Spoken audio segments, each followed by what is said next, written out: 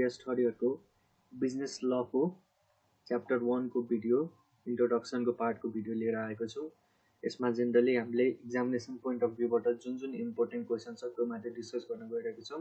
So without wasting our time let's start the video. फर्स्टमा हाम्रो यो च्याप्टरबाट इम्पोर्टेन्ट टपिक रहेको छ लको डेफिनेसन। ल भनेको के हो त? ललाई हामीले कसरी डिफाइन गर्न सक्छौँ त? यो भनेको एउटा रुल हो which regulate the human action. यो भनेको यस्तो रुल हो जसले चाहिँ कुनै पनि ह्युमन एक्सनलाई चाहिँ रेगुलेट गर्ने काम गर्छ।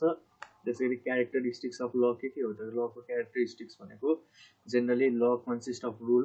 लमा सर्टेन रुल हुन्छ। त्यसैगरी am of law is justice. ल बनाउनुको मेन एम भनेको नि कसैलाई जस्टिस दिनको लागि हो। त्यसैगरी बुक्ड बाई पनिसमेन्ट, यो भनेको चाहिँ ब्याक बाई पनिसमेन्ट।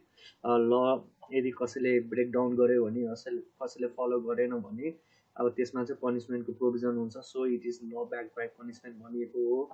त्यसैगरी function of law is to keep peace by maintaining law and order. लको मेन फङ्सन भनेको चाहिँ पिस मेन्टेनिङ गर्ने by maintaining law and order. त्यसैगरी enforce by state in administrative of justice. Administrative of जस्टिसलाई चाहिँ राम्ररी enforce गर्नमा पनि लको one of the major role हुन्छ। त्यसैगरी treat all the person in same situation equally. सबै व्यक्तिलाई चाहिँ कुनै पनि सेम सिचुएसनमा चाहिँ इक्वली ट्रिट गर्ने भनेको लले गर्छ। इट डज नट सी को व्यक्ति रिच छ को व्यक्ति पोर छ। It treat all the person equally in every situation. So these are the major characteristics of ल।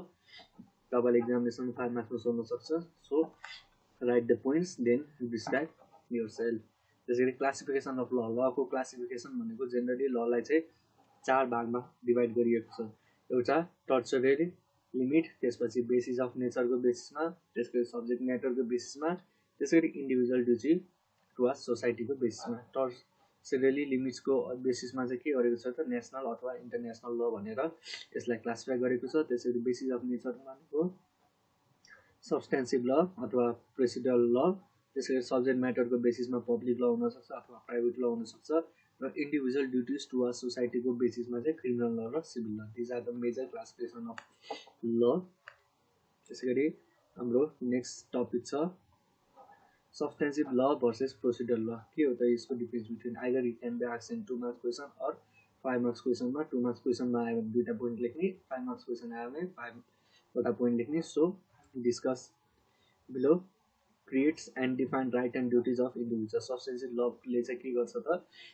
इन्डिभिजुअल व्यक्तिको चाहिँ राइट्स एन्ड ड्युटिज डिफाइन गर्छ भने प्रोसिडर लले भनेको state way and manner to achieve remedies when the right and duties are violated. यदि कुनै right and duties चाहिँ भोइलेट गर्यो भने त्यसको लागि चाहिँ रिमेडिज कसरी चाहिँ एभाइलेबल हुनसक्छ भन्ने वे र म्यानर चाहिँ प्रोसिडर लले चाहिँ डिस्क्राइब गर्छ।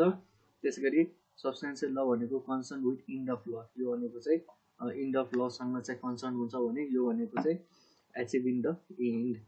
त्यसैगरी it comes in operational first. यो भनेको चाहिँ अपरेसनल फर्स्टमा पहिलो आउँछ। त्यसैगरी इट फलो द सब्सटेन्सियल ल। यो प्रोसिडर ललाई चाहिँ फलो गर्नलाई चाहिँ सब्सटेन्सियल ल चाहिँ फलो गर्नु पर्यो। त्यसैगरी provides remedies in case of breach. यदि कुनै ब्रिच गर्यो भने चाहिँ लको भने त्यसमा चाहिँ रिमेडिज के एभाइलेबल छ भनेको त्यो प्रोभाइड गर्ने काम भनेको सब्सटेन्सिभ लको हुन्छ। त्यसरी guide by enforcement of such remedies. यो रिमेडिजलाई चाहिँ कसरी चाहिँ इन्फोर्स गर्ने त? कसरी चाहिँ हामीले त्यो रिमेडिज एभाइलेबल हुन्छौँ त?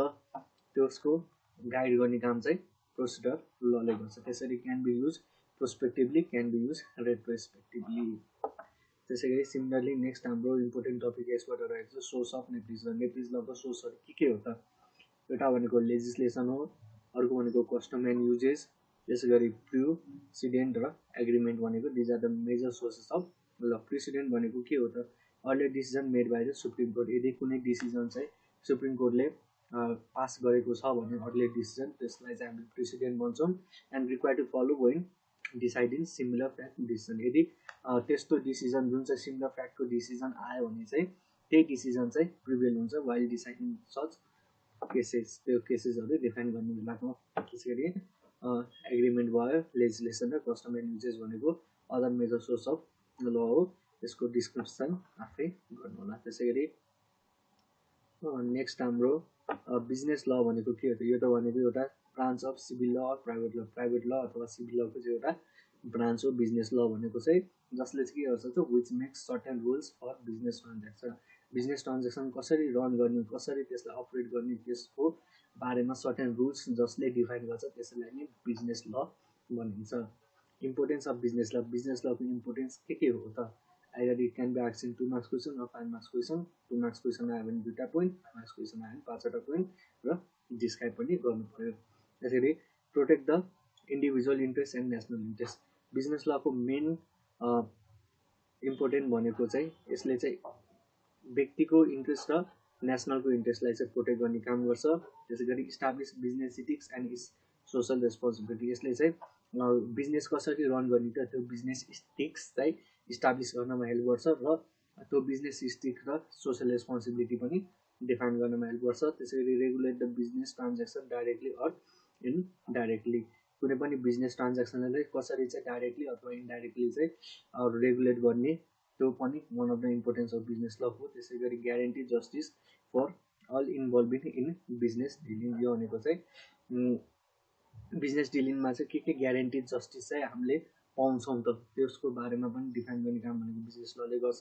त्यसै गरी provide such a ground in which the law breaker are to be punish. यसले चाहिँ यस्तो ग्राउन्डहरू चाहिँ डिफाइन गर्छ चाहिँ यदि कुनै ल ब्रेक गर्यो भने चाहिँ के पनिसमेन्ट पाइन्छ त, त्यो पनि वान अफ द इम्पोर्टेन्स हो बिजनेस लको।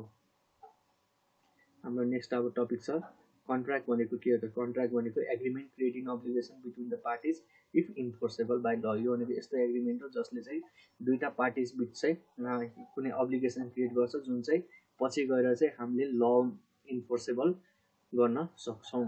त्यसै गरी नेचर अफ कन्ट्र्याक्ट। कन्ट्र्याक्टको नेचरहरू के हो त?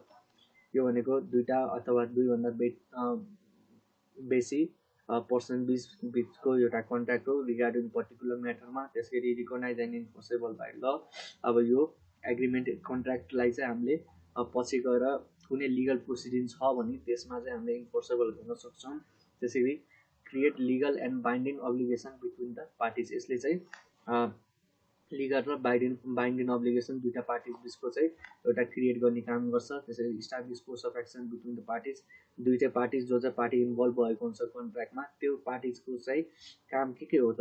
त्यो कोर्स अफ एक्सन चाहिँ इस्टाब्लिस गर्नमा चाहिँ कन्ट्र्याक्टको एउटा नेचर हुन्छ। त्यसै गरी provide certain remedies of things go wrong. यदि कन्ट्र्याक्ट चाहिँ इनकेस रङ वेमा गयो भने चाहिँ के रेमेडिज एभाइलेबल हुन्छ त पार्टिजलाई, त्यो पनि वान अफ द नेचर हो कन्ट्र्याक्टको। त्यसै गरी फङ्सन अफ कन्ट्र्याक्ट। कन्ट्र्याक्टको के फङ्सनहरू हो त? Normally establish value of exchange of transaction. Generally हामीले कन्ट्र्याक्ट चाहिँ के को लागि गर्छौँ त? कुनै पनि ट्रान्ज्याक्सन एक्सचेन्ज गर्नको लागि दुईवटा अथवा दुईभन्दा बिचको लागि। त्यसै गरी provide remedies to affected parties if not fulfil. यदि चाहिँ कन्ट्र्याक्ट फुलफिल गरेन भने चाहिँ के रेमेडिज चाहिँ एभाइलेबल हुन्छ त त्यो पार्टीलाई, त्यसको बारेमा डिफाइन गर्ने काम पनि one of the function contract हो। त्यसै गरी enable the economic risk involve in transaction.